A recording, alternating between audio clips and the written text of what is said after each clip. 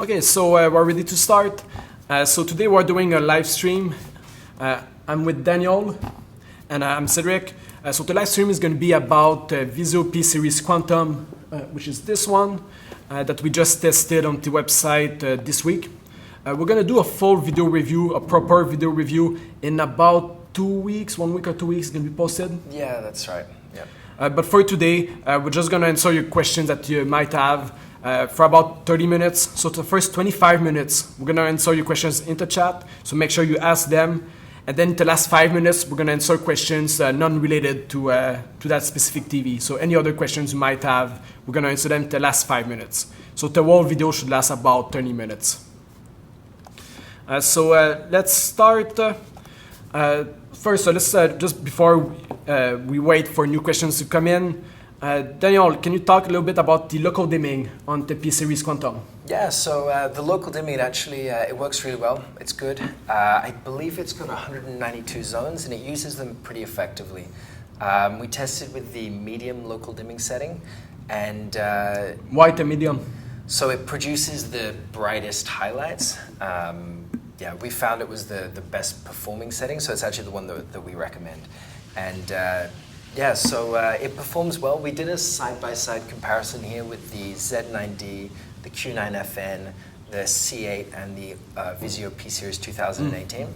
And yeah, I mean, it was really good. It wasn't as good as the Z9D, mostly because it was more noticeable when it transitioned between like different sections of the backlight being on. So is it because the algorithm is not as smooth, I guess, than the Z9? I think it's a combination of the zone count and the algorithm. With the Z9D, the nice thing about it is you almost can't tell that local dimming is working when it's on. It just kind of helps to improve the overall picture and the deepness of dark scenes. But on the Vizio, you do notice it sometimes, that if there's a small bright object moving, it might fluctuate in brightness or something like that. But overall, it's still very good. And the Z9D, having said that, is basically it's the best local dimming TV best TV full local dimming that we've tested. So compared to the Q9FN, it's in the same ballpark. Some people might prefer one or the other. The Q9FN, it's more aggressive, so it dims dark scenes and small highlights. And I think we showed a picture of that in the review, right? Yeah, we could bring that up now if you like. But yeah, let's see. So you can see here, there's bring up a photo of our side-by-side comparison we did. This was between the, let's see, you can see that there. So I'm not sure how well you can see on the stream, but the Quantum's at the top right, and you can see compared to the Q9FN at the top left, the Q9FN, it produces deeper dark scenes, but it's also dimming quite a few of those details in those stars. And overall, it is better than the P series 2018. That's likely because of the higher zone count. It's got almost twice as many zones. So let's start answering questions from the chat. So Napa King 12 asks, how bad is the upscaling when watching standard TV channels? So it depends a lot on your preferences, but we have found it generally to be a bit more blocky than other TVs. And we took a photo in the review of, we've got a DVD here of Planet of the Apes. So we compared that on about the Q9F and the Quantum side by side. And that was quite noticeable, but it depends a bit on your upscale preferences, that some people actually like that blocky image. It also depends on the content that you watch. Like, not all channels are the same as far as the resolution goes, but also as far as quality goes. So some channels are worse, and that will affect also the results. Yeah. But overall, would you say the upscaling, like, is it like a deal breaker, or is it just like it's not as good as some other TVs? For most people, it's probably not a deal breaker. That if you really care about it, you might be able to get like an external upscaler. That's an option, but yeah, for most people, I don't think it should be a deal breaker. Like even most like a set-up box of cable can upscale even sometimes now to 4K with the new boxes. Yeah. So that you can bypass the problem that way if you want. And Cedric said it's really only with those low quality, like really low quality signals, the 480p, the compressed 720p. So even if you use your output 1080p from your box, it's going to look a bit better. Yeah, because the picture you mentioned of Planet of the Apes that we posted into review was done on a DVD, so that means like 480. Yeah, that's right. It was a 480p output. So kind of like on a worst case scenario. Yep. So Deserted Sun asks, how big of a leap in picture quality is it going from a 2016 P to the P Quantum? So the one from 2 years ago. Yeah, so it is better. The most sort of standout points, it's got better local dimming, better HDR performance, a wider color gamut, brighter highlights. If you don't watch HDR though, then the differences will be more subtle. Except for brightness. Yeah, the brightness is, and actually the reflection handling too. If you've got a bright room, then that's another consideration.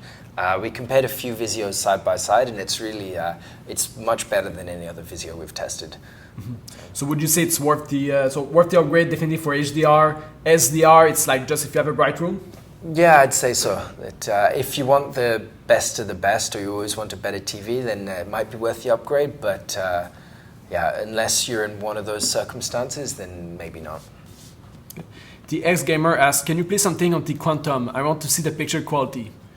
Maybe you can put something? No, yeah, it's hard to represent something like this, especially in a live stream, but even just in a normal YouTube video, just because of the recording, the camera doesn't actually get everything that the TV can display, so keep that in mind.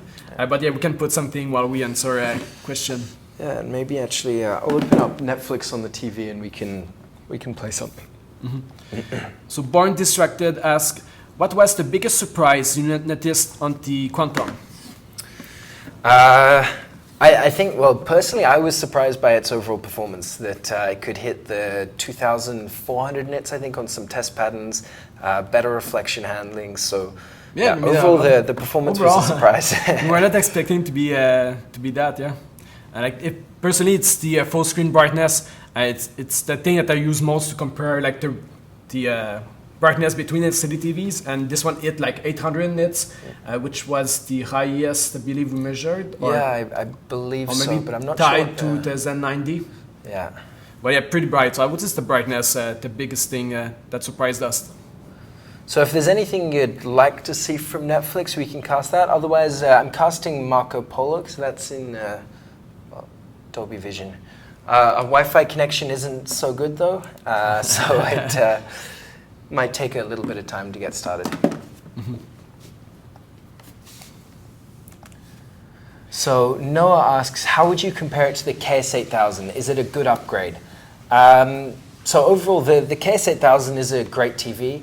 The biggest advantage of the P Quantum, I'd say, is the local dimming. That it's got full array local dimming with a large number of zones. So it's, yeah, if you've got a dark room, then it will make a big difference. KS8000 had the edge lit local dimming and vertical one, so you can see like a big band around bright objects. So this is going to be definitely a big improvement for a dark room. But besides that, KS8000 is still a pretty good TV in today's standard. So Moises Rosado asks, could the bedding issues be fixed with a firmware update? We don't know. It's probably unlikely. We've found on a lot of Vizio TVs that they have this kind of banding. So I think you're referring to the uniformity issues, not the oh, sorry, the uniformity. Okay. Yeah. No, in that case, it's a physical. It's basically a physical thing with like not the LCD layer, but the diffusion layer. So it's yeah, it's unfortunately not possible. Yeah. Maybe Henriette, if you can close the lights, we see a little bit better, especially since it's a dark scene right now. Yeah. I don't think the camera captures everything. Suggestion for the Full Metal Alchemist Brotherhood. So maybe I'll try that one. Well, I'll play this for a little bit, and then we'll change to the. So Adam Cat asks, peak brightness is 2000 nits versus the Q9FN at 1700. How noticeable is 300 nits at that level? Is it diminishing returns? Yes, it is diminishing returns, and a lot of content doesn't actually use that high brightness, so maybe on some highlights you might notice it, but yeah, overall it's not that significant of a difference. And also the local dimming algorithm acts differently, so you're not going to achieve the same brightness at the same time. Since the Q9FN is more aggressive, usually it means that it's going to be less often bright highlights, but the blacks are going to be relatively better at the opposite end. And just because the algorithm is different for this. So MPGXSVCD asks, were you disappointed they don't offer a 75-inch size? Yeah, and also it's hard to buy at the moment. It's there's not a lot of availability, and it's only in one size. Which I mean, it's a great TV, so it would be nice if it were more available. Anyone's ask A1E versus P series Quantum versus C8. So the A1E versus the Quantum versus the C8. Yep. So there is a big difference. Well, there is a difference between OLEDs and LCD TVs that is noticeable. So as an example, the viewing angles of an OLED TV is better. So if you watch at an angle, then that's a consideration. Also, some people prefer HDR on OLEDs. Some people prefer it on LCDs. It's a kind of judgment call because on one hand you get much brighter highlights. Usually more vivid colors, but on the other hand, the deep dark scenes, it does make a big difference having the perfect blacks. Yeah, so it depends on how much lights you have in your room. If you have a lot of lights, then LCD, like the P Quantum, that gets really bright, it's definitely an improvement. But if you're in a dark room, you don't necessarily need the extra brightness, and it's better to have the pure blacks instead. So it depends.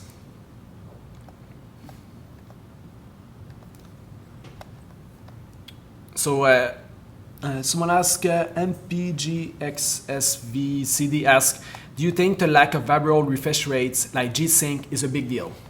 It really depends how you use it. So there's been a sort of push this year with the Samsung QLEDs that have, and the NU8000 that has FreeSync. If you're gaming on like the Xbox One S or X or from a PC, then it is definitely a good feature to have. So it depends how you use it. For most people, though, it probably doesn't matter so much. Yeah, and also depends on the game. It depends on what outputs. If it's if you're using a PC that has no problem outputting a high frame rate, then you don't necessarily need to. There's like depends on a lot of factors, but it's usually not like a big deal. It's more like a small deal.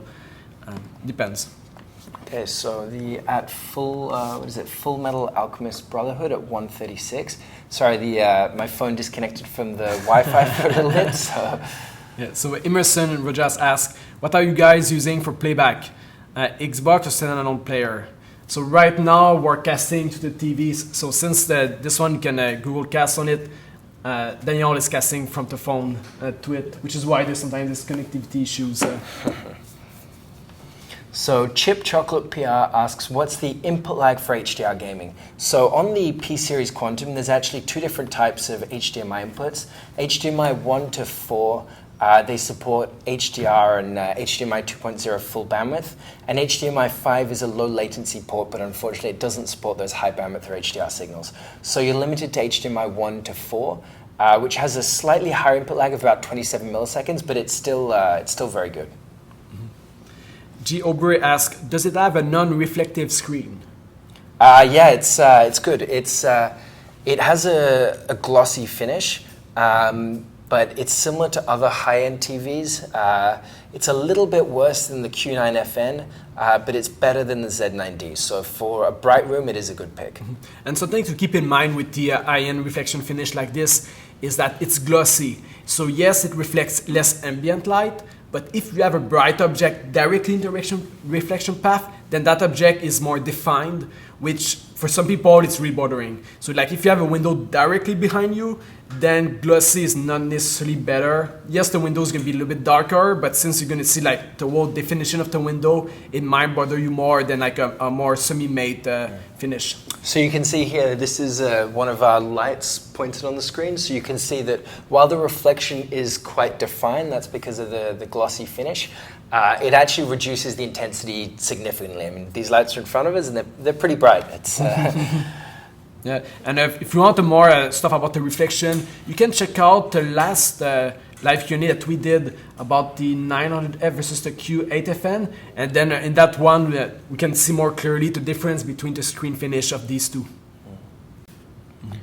So Any Owens asks, are you going to add any tests to show off the tone mapping of these TVs? The reason he asks is because he's got an A1E and hates the tone mapping, and the HDR effect is lessened. So we do want to improve our range of HDR tests.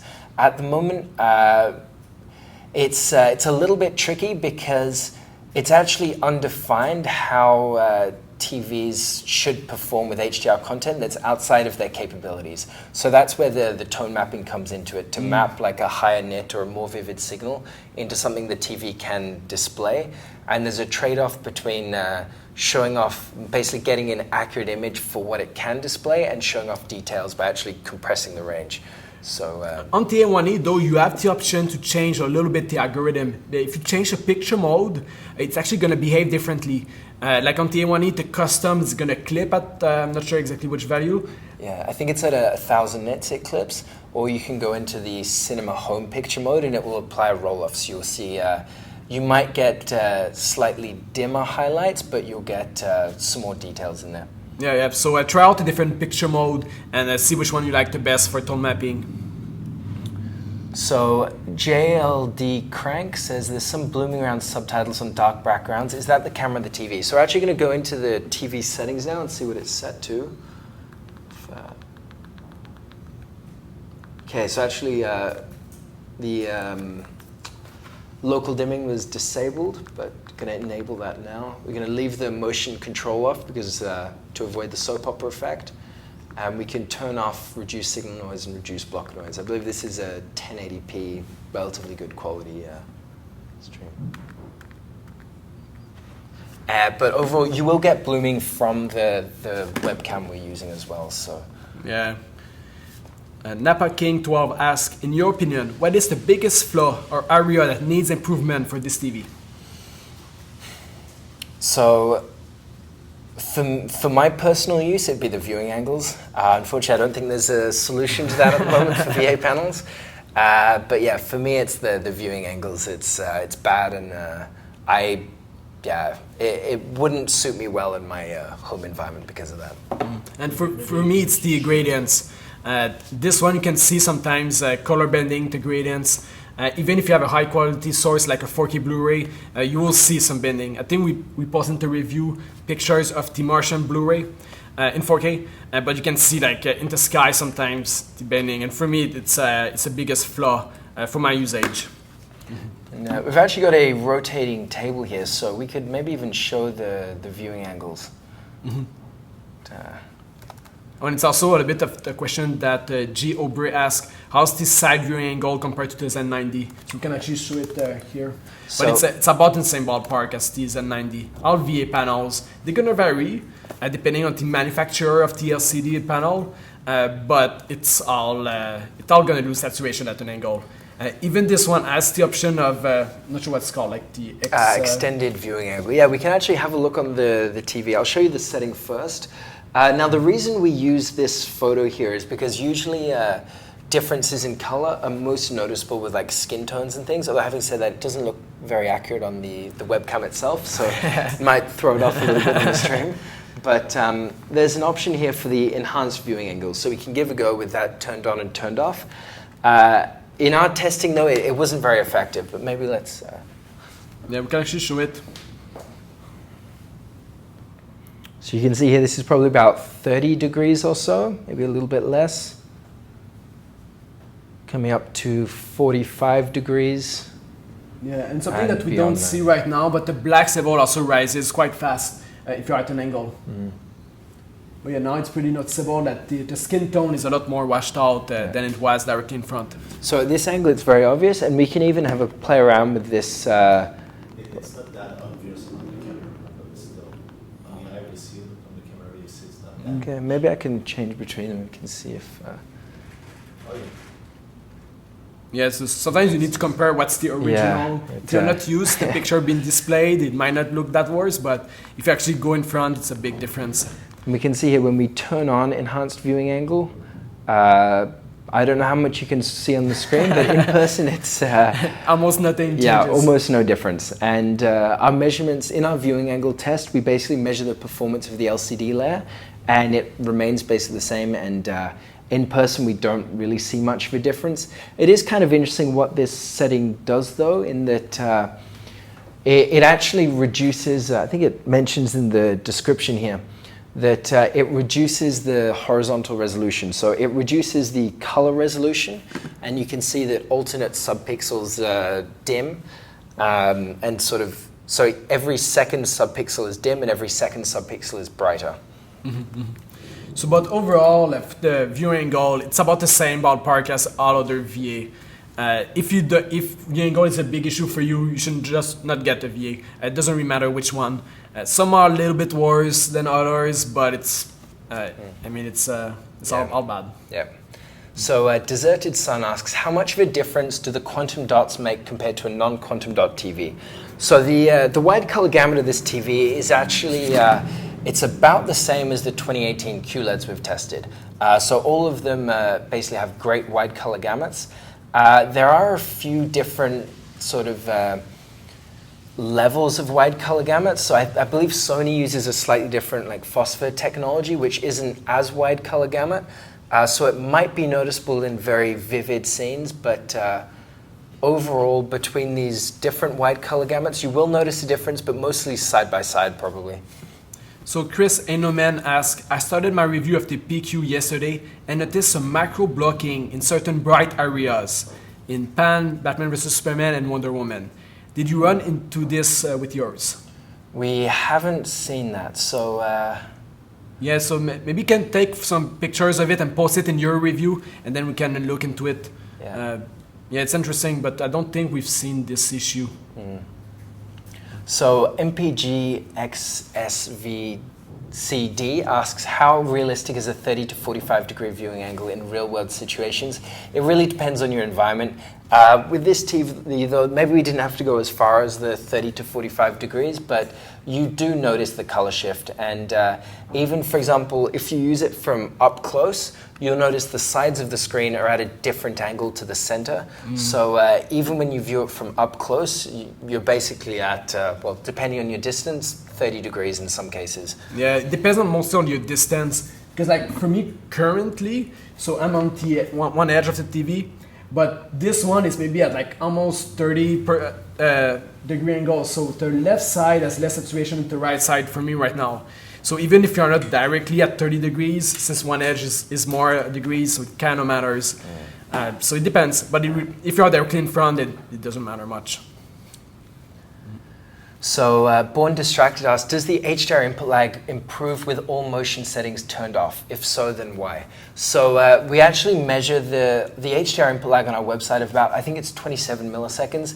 That is with basically the lowest input lag you can get.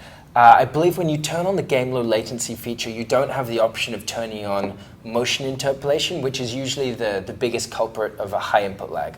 So basically, when you turn on the game low latency, that's you will get the low input lag. And yeah, the black frame insertion feature, it's called Clear Action on the Vizio. That doesn't really doesn't add any measurable input lag. So Sense 2K5 asks, is the P Quantum worth the price difference compared to the 2018 P? So it depends. It is a better TV, but it depends how you're going to use it. If a lot of it's HDR in a dark room. I mean, it's a big price difference also. It's almost doubled. Yeah. So it's a big difference. Like if you watch a lot of HDR, then yes. But for SDR, probably not. Yeah. It's a big price difference. They are actually like physically very similar TVs. They look like they've almost got the same like back and stand and everything. And actually a lot of the measurements, like the input lag, is pretty much identical between them. Yeah, so it's basically the Quantum is better, but it depends how you're going to use it. So we have 5 minutes left for this live Q&A. So we're just going to answer questions, not just to this TV, but to any other questions you have. Just send them in the chat. And for the last 5 minutes, we're going to answer all questions. Yeah. So we have a question here from MRW455 that asks, when are you guys getting the Sony Z9F? That's a good question. When it's available, we'll buy it. We don't yet know when it's going to be available. There's rumors for next month, but until we can actually go to a store and buy it, we can't say. So, yeah. But as soon as it's out, we're gonna buy it, and then there's usually it takes us 3 weeks for us to test it. Depends on a few things. Depends how well it goes. So expect it, let's say, about a month after it hits one of the retail store, roughly. So which would you recommend between the Quantum and the Sony X900F for watching sports, or should I just suck it up and get an C8 OLED for sports? So it depends. It depends a little bit on your environment. So the Quantum, well, the Quantum is a better TV. It provides less options to adjust the motion as you like. So some people might prefer like different amounts of flicker when watching football or something.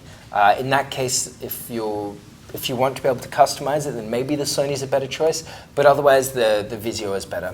Usually if you're watching a bright room, it has better reflection handling. The viewing angle of both TVs is bad, so it's not really a deciding factor between them. And yeah, the Quantum has better picture quality overall. Mm-hmm. And we have a question from Philip Dixon that asks, is X wide angle from Sony exclusive to them? A new VA panel structure?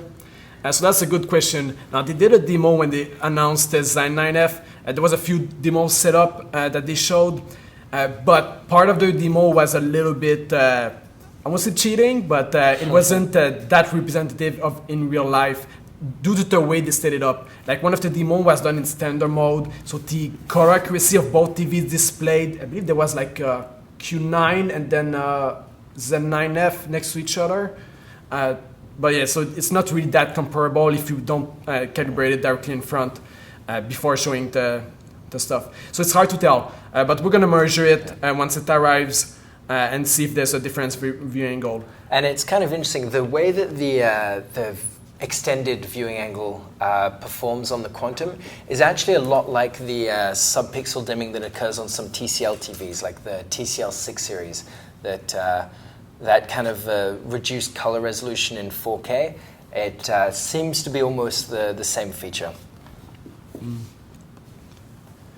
So about 350 asks, any chance of adding input lag measurements for component input? At the moment it's not on the cards, but I mean, if we have time, we're going to do the next test bench update probably in around... We know when? It'll probably be around January or February, so not for a while.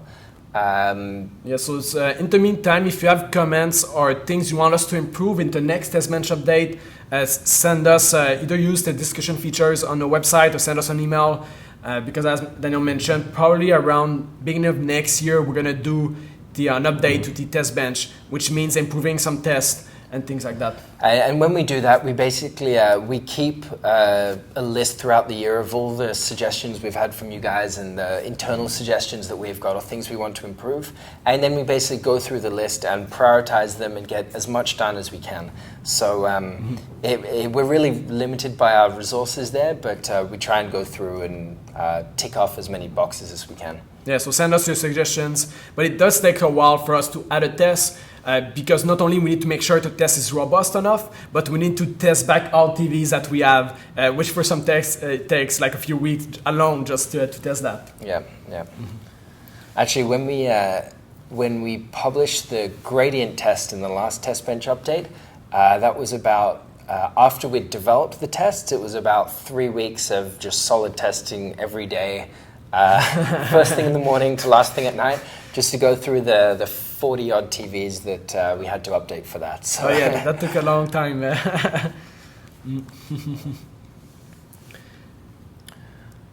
So any interest in testing audio latency from audio outputs sort of goes in line with the other tested questions. Yeah. So this is in our to-do list. I believe there was some issues, is it last year with these? Yeah, the Sony's from last year, I think. Yeah, we received a few reports of a delay. I don't remember exactly the setup. Was it on ARC? I think it might have been with the bitstream output, like DTS or Dolby Digital via ARC or something like that. One of the challenges with that is it actually can vary depending on, first off, your input signal, So your range of different resolutions, your refresh rates, and also the type of audio, whether you're going via AUX through the TV speakers, optical, they can all be different factors that influence it. So there's actually there's a huge amount to test to kind of cover that across the board. Okay, so time's up. So it's been half an hour. So thanks everyone for joining in. It's really fun. So if you like this video, then we're gonna do more live Q&A in the future. So make sure to like the video if you like this kind of format. It's a bit more informal, so it might not be for everyone. Our official video review of the of this TV, the P series Quantum, should be out on YouTube in a week or two, if everything goes well. But you can check out a review on our website for all the measurements. But yeah, so if you like this kind of format, we're going to do more of them because it is definitely fun to answer all of your questions. Cool. Thanks for watching and for your comments. Yeah, thanks everyone. Bye.